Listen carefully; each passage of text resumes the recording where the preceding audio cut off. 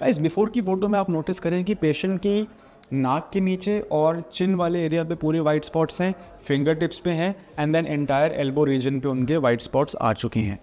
पहले मैं आपको आफ्टर की फ़ोटो दिखाता हूँ और फिर हम डिस्कशन करेंगे कि आखिर इन पेशेंट ने पहले क्या क्या इलाज लिया था, उनके घर परिवार में और क्या प्रॉब्लम थी, कोई साथ में क्या बीपी शुगर की परेशानी तो नहीं थी, कितनी जल्दी इनको रिकवरी आई, वो सारी बातें आज इस वीडियो में करेंगे।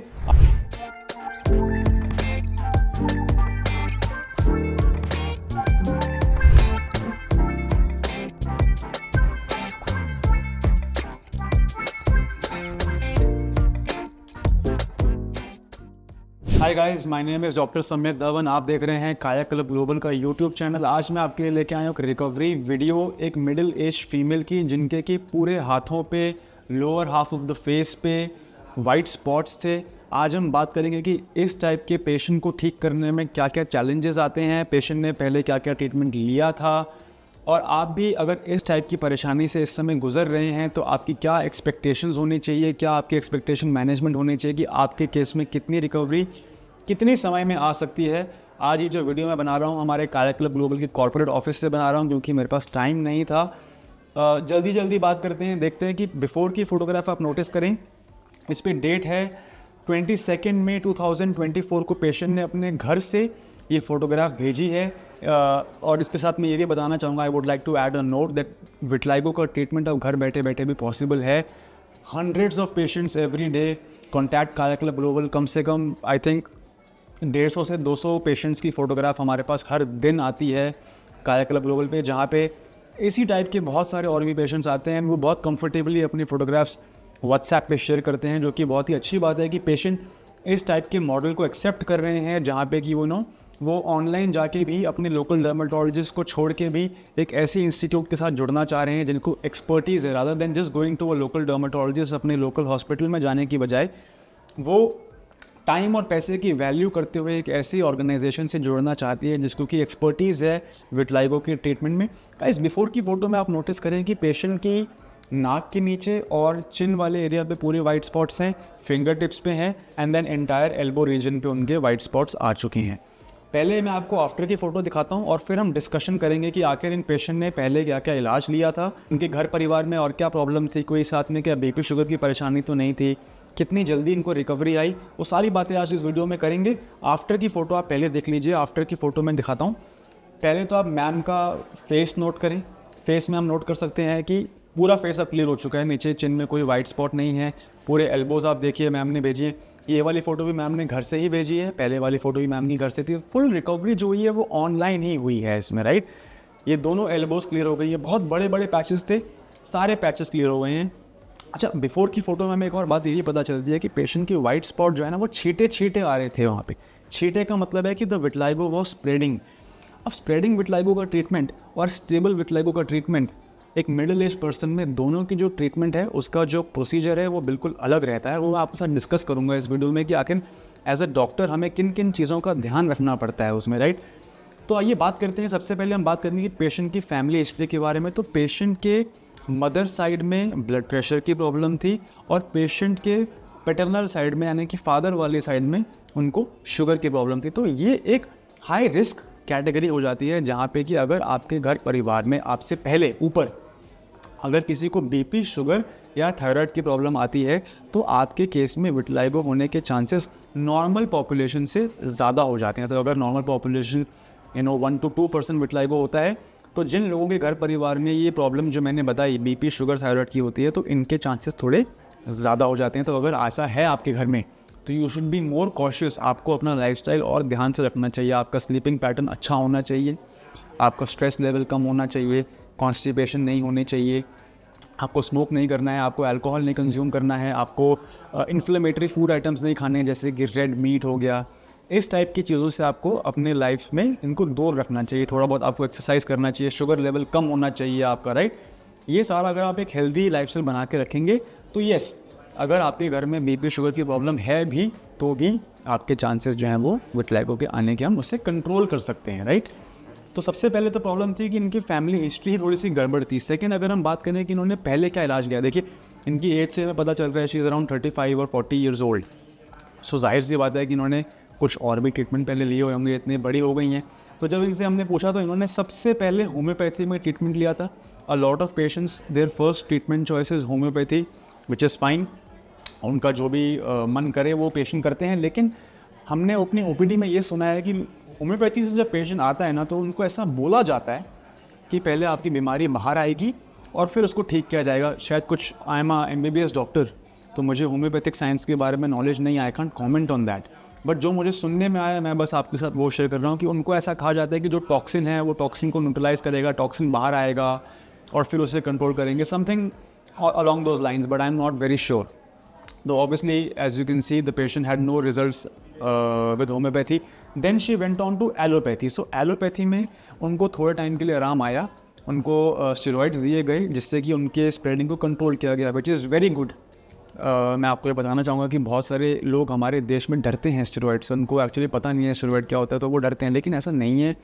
डर्माटोलॉजी यानी कि स्किन में सबसे बड़ा हथियार डॉक्टर के पास स्टेरॉइड ही होता है, और उसमें कुछ गलत नहीं है। अगर आपने विटिलिगो को बढ़ने से नहीं रोका तो प्रॉब्लम यह है कि वो आपके लिप्स पे आ सकता है, वो आपके फिंगर टिप्स पे आ सकता है, मे बी वो आपके प्राइवेट पार्ट्स पे भी आ जाए, हो सकता है कि वो आपके पीछे यहाँ आने लग जाए।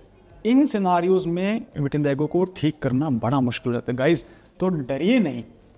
इसमें कहने का मतलब मेरा ये है कि डर में जीने से अच्छा है, अगर आप डर रहे हैं कि नहीं मैं स्टेरॉइड ले लूँगा तो मुझे कुछ हो जाएगा, ऐसा मैंने सुना, अगर मैं स्टेरॉइड ले लूँगा तो मेरे लिवर में गर्मी हो जाएगी, मेरे किडनी में गर्मी हो जाएगी, इसलिए मैं स्टेरॉइड नहीं लूँगा। लेकिन अगर आपने स्टेरॉइड नहीं लिए और अभी आपके दाग थे इतने से, आप इस मैम का केस ही देख लीजिए, मैम के केस में शुरुआत यहाँ से हुई है, अब कहाँ तक पहुँच गए, लेकिन हमने उसको रिकवर करना शुरू कर दिया। लेकिन यही लोग गलती करते हैं, वो डर के रहते हैं, उनको इन्फॉर्मेशन नहीं है। आप एक लेमैन हो, आप पेशेंट हो, आपको डॉक्टर वाली नॉलेज नहीं है। अगर आप अच्छे इंस्टीट्यूट के साथ जुड़ते हैं जो आपके ब्लड टेस्ट मंगवाती है, even if they are giving you steroids, वो आपके बेनिफिट के लिए ही दे रहे हैं, क्योंकि उनको पता है कि अगर वो जो 6 महीने 9 महीने का जो डिफ़िकल्ट पीरियड होता है, हर विटिलिगो के पेशेंट के लाइफ में एक डिफ़िकल्ट पीरियड आता है जहाँ पे कि इनकी बीमारी बढ़ती है। अगर उस डिफ़िकल्ट पीरियड को कंट्रोल ना किया जाए तो बीमारी बढ़ सकती है और वो ऐसे पार्ट्स पे आ सकती है जहाँ से रिकवरी लाना बहुत ही मुश्किल हो जाता है। इसलिए सभी डॉक्टर्स आपकी चिंता करते हुए, अगर कोई एलोपैथ का डॉक्टर है, जैसे मैं भी एलोपैथ का डॉक्टर हूँ, तो हम स्टेरॉइड रिकमेंड करते हैं, क्योंकि हमें पता है कि अगर हमने आज की डेट में स्टेरॉइड रिकमेंड नहीं किए तो ये ऐसे बॉडी पार्ट्स पे फैल जाएगा जहाँ से वापस आना बड़ा मुश्किल हो जाएगा। इसलिए कुछ समय के लिए अगर 3, 4, 6 महीने के लिए स्टेरॉइड दिए भी जा रहे हैं, there is no harm in that, provided आपका पहले ब्लड टेस्ट हुआ हो, आपसे ब्लड टेस्ट मंगवाया जा रहा हो, आपके लिवर फंक्शन ठीक है, आपकी किडनी फंक्शन ठीक है। ये सारी बातें मैं साथ में डिस्क्लेमर भी दे रहा हूँ, ऐसा नहीं कि खिला दिए स्टेरॉइड।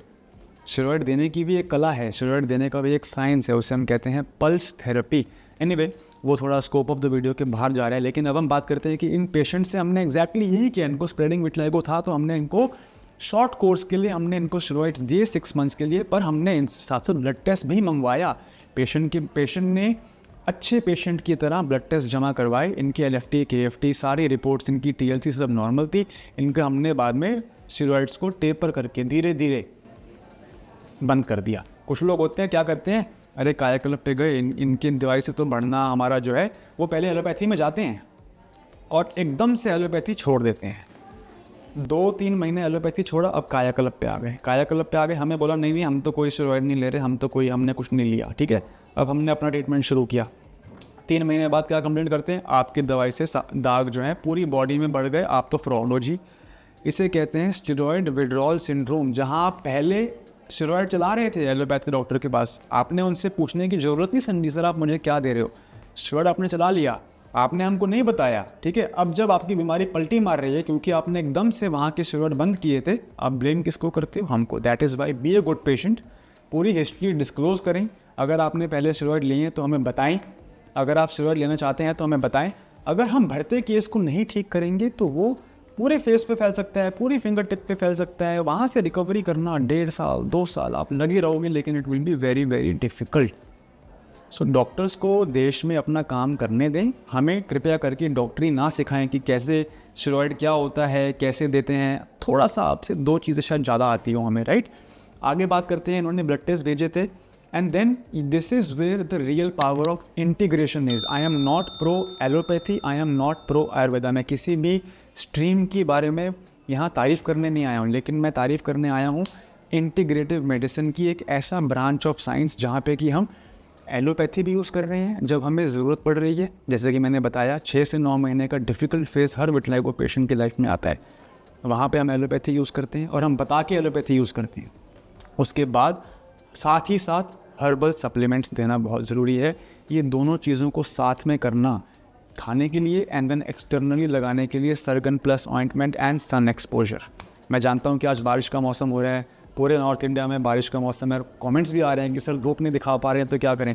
चैनल को आप सब्सक्राइब करिए, सबसे पहले तो ये करें और मेरी अगली वीडियोस का रेडी रहें, क्योंकि मैं इसी के ऊपर वीडियो बनाऊंगा कि आखिर अगर बारिश के मौसम में सफ़ेद दागों और धूप ना दिखा पा रहे हो तो क्या करना चाहिए। लास्ट में गाइस बात करते हैं कि इंटीग्रेशन से क्या फ़ायदा हुआ। मैंने आपको वो भी बता दिया कि हम इमीडिएट रिजल्ट दे पा रहे हैं, लॉन्ग टर्म रिजल्ट दे पा रहे हैं और विटिलिगो को रेमिशन में डाल पा रहे हैं बहुत लंबे समय तक, and that is a very good recovery. जैसे कि आप इस वीडियो में देख रहे हैं, जैसे डायबिटीज़ रिवर्सिबल होता है, अस्थमा रिवर्सिबल है, बीपी रिवर्सिबल है, विटिलिगो इज रिवर्सिबल, उसको रिवर्स किया जा सकता है अगर आप इंटीग्रेटिव मेडिसिन में उतरते हैं। एक बार गाइस ये थी आज की video. I wanted to talk about the benefit of steroids. I wanted to talk about the benefit of integrative medicine. I wanted to talk about how healthy recoveries are possible even at this age through an online system of medicine. तो आप बिल्कुल भी hesitate ना करें, नीचे 2 number दिए हुए हैं, इन पे या तो कॉल कर लीजिए, व्हाट्सएप कर लीजिए। उम्मीद करता हूँ कि ये वीडियो आपको अच्छी लगी हो। मेरे प्रेजेंटेशन का स्टाइल अगर आपको पसंद आया तो प्लीज़ एक छोटा सा थम्स अप ज़रूर दें। क्वेश्चन आपके माइंड में आता है इतनी लंबी वीडियो देखने के बाद, अगर आप ये अभी भी हो, so very very thank you कि आपने मेरी 10 मिनट की बात सुनी। आप you are the real subscribers, you are the real genuine patients, और आप जैसे लोगों को ही अच्छी रिकवरी आती है, मैं जानता हूँ ये बात। प्लीज़ कुछ भी क्वेश्चन हो कमेंट में पूछने से हेजिटेट ना करें। धन्यवाद।